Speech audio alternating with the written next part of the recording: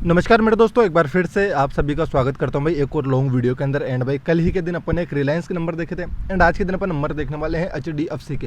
And भाई इन दोनों का अगर आप थोड़ा तरीके से देखते हो तो आपको पता चलेगा कि निफ्टी 50 के अंदर सबसे ज़्यादा कंट्रीब्यूशन कौन करता है, कौन सा सेक्टर करता है। ऑफकोर्स फाइनेंशियल सर्विसेज, तो उसका लीडर कौन है? HDFC bank. एंड दूसरी तरफ उसके बाद में कौन आता है सबसे ज़्यादा कंट्रीब्यूशन करने वाला निफ्टी 50 में?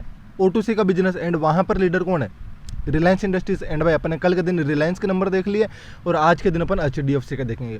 तो भाई अगर इन दोनों ने मेरी बात समझना ढंग से, अगर ये दोनों कोई भी एक दिशा के अंदर साथ में चलते हैं ना तो निफ्टी 50 वहीं पर जाते हुए देखने को मिलेगा। एंड भाई कल भी छुट्टी थी मार्केट के, शनिवार के कारण, और आज संडे है। तो कल के दिन रिलायंस के नंबर देखे जो कि बुरे आए थे, तो वहाँ पर डाउनफॉल बनता है। अब देखते हैं अपन HDFC के, अगर यहाँ पर भी बुरे नंबर आते हैं तो भाई आप ये मान के चलो कि कल के दिन निफ्टी 50 में आपको लाल निशान देखने को जरूर मिलेगा। तो दोस्तों अब अपन आ चुके हैं कंपनी के नंबर के ऊपर। एंड भाई नंबर को पूरा पढ़ने से पहले आप सभी को एक चीज़ बता देता हूँ, बातों को बड़े आराम से सुनना, अच्छे से सुनना और समझना भी जरूर। ऐसा नहीं सिर्फ सुन लिया एंड कुछ समझ में नहीं आ रहा नोट नहीं करे। देखो अगर कुछ काम की चीज़ मिले तो नोट करना, क्योंकि मैंने अभी देखा है बहुत सारे वीडियोज़ वगैरह और देखी थी मैंने यूट्यूब पर या फिर इंस्टाग्राम पर, जहाँ पर पागल बनाया जा रहा था लोगों को कि यार HDFC के नंबर में इतनी ताबड़तोड़ तेज़ी आई है, ईयरली बेसिस पर ये हो गया है, प्रोविजन में ये हो गया। तो सब बताऊंगा भाई अगर क्या हकीकत में तेज़ी है या फिर नहीं, ये सब अपन बात करेंगे। तो कंपनी के अपन नंबर के ऊपर आ चुके हैं एंड यहाँ पर आपको देखने को मिलेंगे रुपीज़ इन करोड़ के अंदर, ठीक है। एंड सिक्वेंस चेक कर लेते हैं अपन। तो ये आप सभी के सामने है, ये है Q1 2024, देन ये Q4 2024 एंड ये Q1 2025 है भाई, ठीक है, क्योंकि 30/6/2024 है ना। आई होप आप सभी लोग समझे होंगे। देन अब अपन क्या नंबर पढ़ेंगे ना, तो इससे पहले एक काम करते हैं अपन, ये जो है ना Q1 2024 मतलब 30/6/2023, इसको हटा दो आप, ये नहीं पढ़ेंगे अपन। अब इसका रीज़न क्या है, तो आप देख रहे होंगे कि यार नंबर में इतनी तेज़ी है इसलिए, तो नहीं भाई ऐसा नहीं है। ऑफ कोर्स इसकी इनकम में, प्रॉफिट्स में आपको ईयरली बेसिस पर आप देखो ना एक बार 48,586 से 73, भाई इतना वो जंप नहीं है यहाँ पर। पहले क्या HDFC बैंक और HDFC लिमिटेड अलग अलग कंपनियाँ थी, अब क्या है दोनों कंपनियाँ एक हो चुकी है। तो अभी ये दोनों कंपनियां मिलकर नंबर दिखा रही है और ये पहले अकेली थी तब के नंबर HDFC बैंक के, तो उसको हटा देते हैं और क्वार्टरली इसको कंपेयर करेंगे केवल, ठीक है। तो इसी के कारण एक तो आपको ये मार्केट में लफड़ा देखने को मिला था कि HDFC के प्रॉफिट में ईयरली बेसिस पर ये जंप आई है, वो आई है। नहीं भाई ऐसा कुछ नहीं है, ठीक है। वहाँ पर वो अकेली कंपनी थी यार, यहाँ पर अभी दो है। तो आई होप आप सभी लोग इस चीज़ को समझेंगे। देन अपन सबसे पहले शुरुआत करेंगे टोटल इनकम के साथ। तो कंपनी की टोटल इनकम कितनी देखने को मिल रही है? अभी देखने को मिला है 83,701 एंड इससे लास्ट क्वार्टर पिछले क्वार्टर के अंदर कितना देखने को मिला, तो 89,639, डाउनफॉल। हाँ भाई डाउनफॉल देखने को मिला, वो भी अच्छा खासा। ऐसा नहीं बोल सकते अपन साइडवेज है भाई, 6-6, 4-4 हज़ार करोड़ का डिफरेंस, अच्छा खासा डिफरेंस हो जाता है। देन अपन बात करेंगे इतना आपने अगर इनकम जनरेट करी है तो उसके लिए कितना खर्चा कर दिया। तो अपन चलेंगे कंपनी के टोटल एक्सपेंडिचर के ऊपर, कितना इन्होंने पैसा लगा दिया है। तो आप सभी के सामने है भाई 60,000 से 59,800, आप ऐसा बोल लो खर्चा तो है ना लगभग वैसा ही देखने को मिला। एंड इनकम में अच्छी खासी गिरावट देखने को मिली। तो इससे एक अनुमान तो ये हो जाता है कि इसका ऑपरेटिंग प्रॉफिट ऑफकोर्स डाउनफॉल में जरूर देखने को मिलेगा। तो कंपनी का ऑपरेटिंग प्रॉफिट बिफोर प्रोविजन अगर आपको यहाँ पर देखने को मिल रहा है तो कितना है भाई, तो 23,884 एंड इससे पहले कितना था 29,274। तो भाई अच्छा खासा डिफरेंस है भाई। अब अपन बात करेंगे प्रोविजन के बारे में। अब देखो यहाँ पर भी है ना एक चीज़ ये भी देखने को मिली थी कि प्रोविजन भाई बैंक ने इतना कम कर दिया, बैंक ने इतना कम कर दिया। अच्छी बात है, प्रोविजन कम होना अच्छी बात है भाई, मैं भी मानता हूँ, लेकिन डिफरेंस देखो एक बार कितना है, 13,511 से 2,000 होना। यार नंबर जो पड़ता है ना उसको एक अनुमान तो यहीं से लग जाता है। तो आप सभी को बता देता हूँ, जिन्होंने बीच में अगर अपडेट नहीं हुए होंगे उनको बता दूँ, प्रोविजन के नियम के अंदर कुछ चेंजेस करे गए हैं, ठीक है। तो उस हिसाब से इन्होंने प्रोविजन दिखाना होता है। तो प्रोविजन का जब टाइम पीरियड बदल चुका है, आपको दिखाने का एक वो होता है ना कि प्रोविजन इतने टाइम पीरियड के हिसाब से आप प्रोविजन मानते हो। पहली बात प्रोविजन का मतलब क्या है, तो सरल भाषा में आपको बता देता हूँ कि बैंक मान के चलता है कि ये जो लोन हमने दिया ना ये एक बेड लोन है, ये पैसा हमारा नहीं आने वाला, इसको हम बेड लोन बोलते हैं। इसलिए वो अपने कैपिटल में से उसको घटाता है, अपने प्रॉफिट्स में से उसको घटाता है। एंड देखना भी अपन प्रॉफिट में से इसको घटाएंगे। अभी तो भाई प्रोविजन है, देन टैक्स वगैरह, फिर प्रॉफिट आएगा, ठीक है। तो प्रोविजन कैसे कम हो गया इसका, तो आप सभी को बता दूं नियम में चेंजेस हो गए, नियम चेंज हो गया तो इसके कारण प्रोविजन कम हो गया। ना कि ऐसा कोई ऐसी बात नहीं कह रहे इन्होंने कुछ कम कर दिया, नहीं भाई, यहाँ पर इनके परफॉर्मेंस के हिसाब से नहीं, नियम के हिसाब से चेंजेस देखने को मिले। तो एक ये भी गलत खबर आपको मार्केट में मिल रही थी, आई होप आप सभी की क्लियर हुई होगी। तो अपन प्रोविजन क्या देखे अब इस बार, अगर कुछ सेम चीज़ें देखने को मिलती तो अपन प्रोविजन को कंपेयर भी करते हैं। अब कंपेयर जैसा भी कुछ नहीं है तो प्रोविजन भी अपन हटा देते हैं नंबर के हिसाब से। अभी अपन मतलब समझ रहे हो ना, इतना फोकस नहीं करेंगे, सीधा अपन आएंगे कंपनी के प्रोविजन के बाद में। एंड अपन एक काम करते हैं, टैक्स भी लगा दो, ठीक है। टैक्स के बाद में कंपनी के नेट प्रॉफिट के ऊपर अपन आ जाते हैं। कंपनी का नेट प्रॉफिट ये रहा 14 नंबर का देखने को मिल रहा है भाई। कितना प्रॉफिट देखने को मिल रहा है नेट प्रॉफिट, तो ये रहा भाई 16,174। एंड इससे पहले कितना था 16,511। अब देखो भाई प्रोविजन में इतना कम हो गया ना, तो मैंने आपको बताया अभी प्रोविजन को कैपिटल में से प्रॉफिट्स में से घटाया जाता है। तो प्रोविजन जैसे ही कम हुआ यहाँ पर तो अपना आप मार्जिन बराबर आ गया। मतलब 16,500 से 16,174, मतलब कैसा रहा परफॉर्मेंस, साइडवेज आप बोल दो, मतलब उसी पैटर्न में ना 16,000 तो ठीक है। मतलब नंबर आप ऐसा बुरा नहीं बोल सकते, तो अच्छी बात है तो थोड़ा प्रोविजन के नियम में चेंजेस हो गया, वरना एक अच्छी खासी मार भी पड़ सकती थी।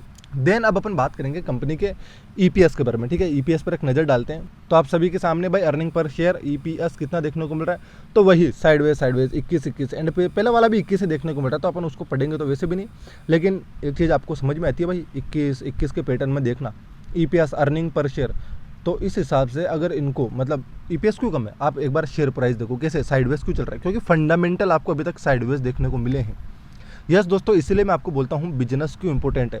अगर बिजनेस अच्छा रहेगा तो कंपनी का जो ये पैटर्न चल रहा है ना साइडवेज फंडामेंटल का, ये नहीं रहेगा। अगर इसमें जंप आएगी तब जाकर कंपनी के जो रिटर्न्स आपको और ज़्यादा मिलते देखने को मिल जाएंगे। लेकिन अभी देखो भाई 21 से आपको और ऊपर जाना पड़ेगा, जो कि भाई इतना आसान नहीं है, क्योंकि एचडीएफसी ऑलरेडी बहुत ही बड़ा बैंक है। मतलब कितना अपने आप को कितना एक्सपांड करोगे आप, कहाँ नहीं हो आप, हर जगह तो फेल रखे हो। एंड इसके अलावा अपने आप को और बड़ा करना भाई, अब इनके लिए एक जो आप ऐसा मान के चलो एक हैवी वेट कंपनी है, ये बहुत ज़्यादा बड़ी कंपनी है। अब इसके लिए ना अपने आप को और बड़ा करना, थोड़ा एक ग्रोथ जो होती है ना स्लो हो जाती है, इतनी जैसे पहले हुआ करती थी ना तेज़ी से, वैसे नहीं देखने को मिलेगी।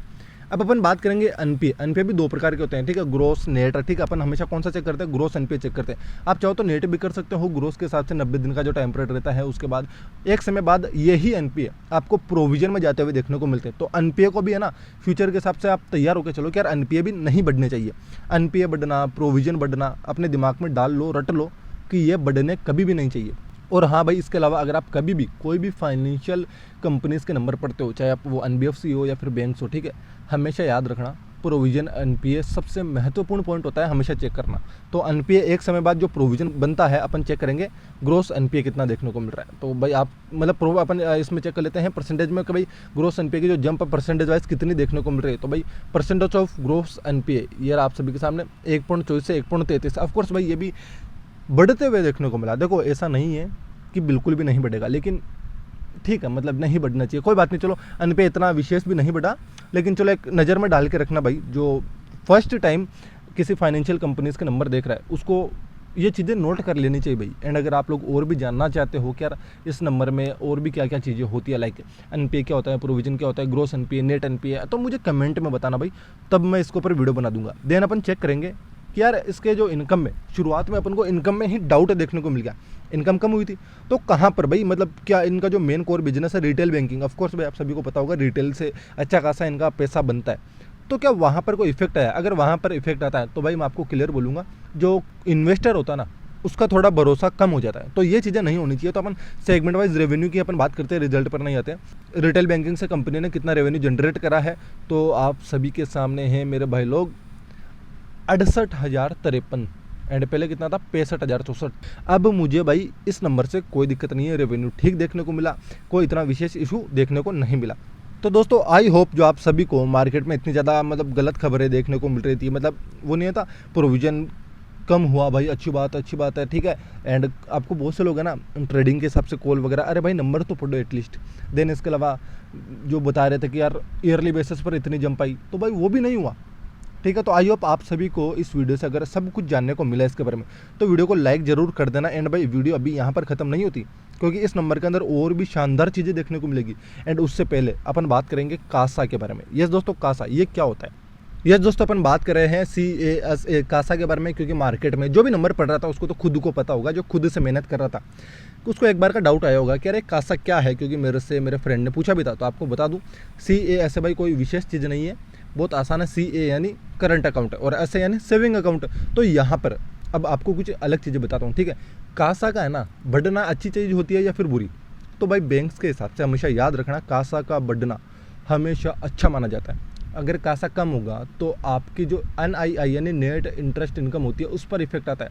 अब कैसे वो बताता हूँ। देखो कासा CAR से, ठीक है, मतलब current account saving account, current account पे ऊपर बैंक को कोई भी इंटरेस्ट देना नहीं पड़ता, तो CA को तो आप हटा दो, बचा सेविंग अकाउंट। वहाँ पर कम अगर बैंक आपको मतलब जो इंटरेस्ट देता है कितना देता है, 1.5 से 2%, तो वहाँ पर भी मतलब ना के बराबर इंटरेस्ट देना पड़ रहा है। तो इसलिए बैंक हमेशा चाहता है कि इनका जो कासा है वो बढ़ता रहे। एंड भाई अगर कासा नहीं बढ़ता तो कहाँ पर इफेक्ट आएगा इसका, ऑफकोर्स इसके NII यानी नेट इंटरेस्ट ऑफ इनकम के ऊपर इफेक्ट आएगा।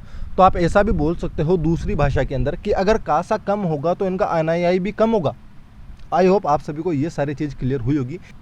एक बार फिर से दोहराऊंगा दोस्तों, कासा का हमेशा कम होना NII के लिए इफेक्टेबल होता है, क्योंकि जब भी कासा कम होगा यानी करंट अकाउंट के अंदर लोग पैसा नहीं रखेंगे, जो उससे तो कोई लेना देना है नहीं, ठीक है। सेविंग अकाउंट के अंदर भी अगर लोग पैसा नहीं रखते तो एक चीज़ नोटिस करना, अगर वो पैसा कहीं और डिपॉजिट वगैरह जहाँ पर ज़्यादा रिटर्न मिलते हैं वहाँ पर रखेगा तो बैंक को ज़्यादा इंटरेस्ट देना पड़ेगा। इसके कारण उसका जो नेट इंटरेस्ट ऑफ इनकम है वहाँ पर इफेक्ट आता है। ये चीज़ आप लोग अपने दिमाग में बिठा लो। अब आप दूसरी भाषा में क्या बोलोगे कि कासा कम हो रहा है तो इसका जो NII है वहाँ पर इफेक्ट आ रहा है। तो अब अपन क्या चेक करेंगे, NII, क्योंकि कंपनी के मैनेजमेंट ने बोला था Q1 के नंबर के टाइम का हमारा जो कासा है वहाँ पर भी आपको साइडवेज डाउनफॉल देखने को मिला है। तो अब अपन चेक करेंगे कंपनी के NII, क्या वहाँ पर कोई इफेक्ट आते हुए देखने को मिला या फिर नहीं। तो दोस्तों अब अपन आ चुके हैं कंपनी के नेट इंटरेस्ट मार्जिन के ऊपर। आई होप आप सभी को लास्ट वाली लाइन आराम से पढ़ने में आ रही होगी। नेट इंटरेस्ट मार्जिन कितना देखने को मिला, तो दोस्तों यहाँ पर इंप्रूवमेंट देखने को मिला, वो भी कितना ज़्यादा, देखो 3.47% है, पहले कितना था 3.44, मतलब कितना स्लो, केवल मतलब ना के बराबर यार 0.02। अरे भाई ये भी कोई ग्रोथ है। ऑफकोर्स मैं ये नहीं कह रहा कि बुरा जैसा कुछ, लेकिन जितना हेवी वेट बैंक ये हो चुका है ना, तो उस हिसाब से आपको ये सारी चीज़ें देखने को मिल रही है। इसलिए मैंने थोड़ी देर पहले बोला था कि कंपनी इतनी बड़ी हो चुकी है कि खुद को एक्सपांड करना, मतलब इतनी जो बोलते हैं ना हेवी ग्रोथ, वो अब इतना विशेष देखने को नहीं मिल रहा है यहाँ पर। एंड लंबे टाइम से HDFC की बात क्यों हो रही है, एक लंबे टाइम से वो आपको इतने रिटर्न नहीं दिया। तो भाई आई होप आप सभी को इस वीडियो से बहुत सारी जानकारी मिली होगी, बहुत कुछ सीखने को मिला होगा। जितने मार्केट में फेक न्यूज़ डाउट वगैरह जो भी चल रहा था, आई होप आप सभी का क्लियर हुआ होगा। एंड आप सभी को अगर वीडियो पसंद है तो लाइक जरूर कर देना। तो बस दोस्तों आज के लिए इतना ही, मिलते हैं नेक्स्ट वीडियो के अंदर। जय हिंद गाइस।